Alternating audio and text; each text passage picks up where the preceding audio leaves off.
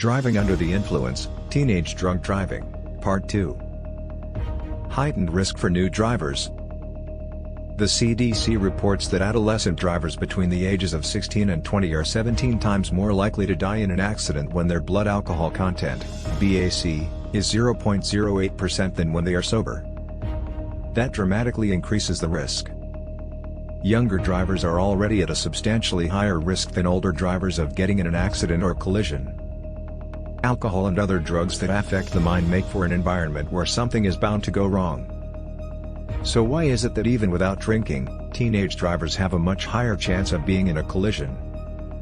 Lack of driving experience is one of the main danger factors for younger drivers. A driver is more likely to be in an accident in the first few years after getting their license because they do not yet have enough experience to foresee how various road conditions will play out. They are therefore more likely than older drivers to underestimate risk and misjudge moves. Teenagers are also more likely to take risks since they have not yet come to terms with their death. To impress their pals, they can drive recklessly, or they might simply fail to properly understand the repercussions of their choices. Teenagers often take risks by driving too fast, racing, dodging traffic, and not using seatbelts. Younger drivers can become distracted more easily than older ones. Other young passengers in the car are frequently the main source of this distraction. Additionally, teen drivers must deal with distractions like music, cell phones, and worries about their families, jobs, and classes. Any of these distractions could cause a loss of control or cause a driver to miss road dangers and other crucial information. To further help you understand the risk that alcohol poses to teenage drivers, here are a few more statistics.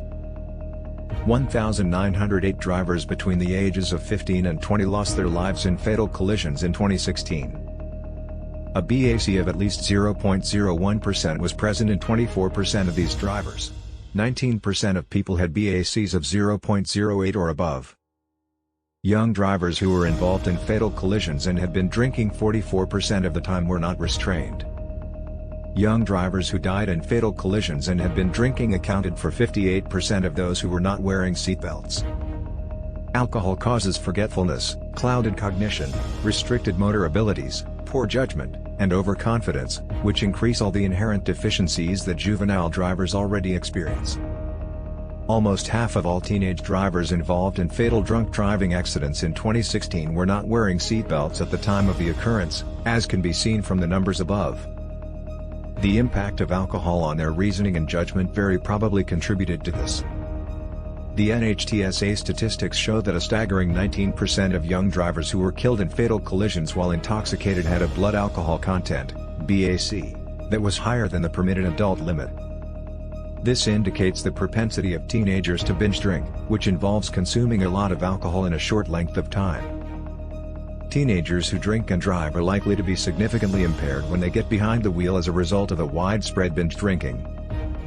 This brings us to the third and last reason why juvenile drinking and driving is such a serious issue in the US. Youngsters do not have enough alcohol experience to know when to stop or how much to drink. Once an adolescent has had any alcohol, their judgment is severely impaired, making them more likely to continue drinking. A juvenile driver's inability to tolerate alcohol also means that the physical and mental effects of alcohol consumption will likely be significantly worse for them. Reduce risk as much as possible.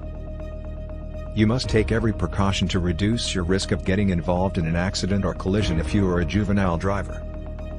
You already have a disadvantage because you're a young, inexperienced driver. You cannot afford to participate in risk-taking activity that will enhance the danger you encounter on the road if you value your life and your future.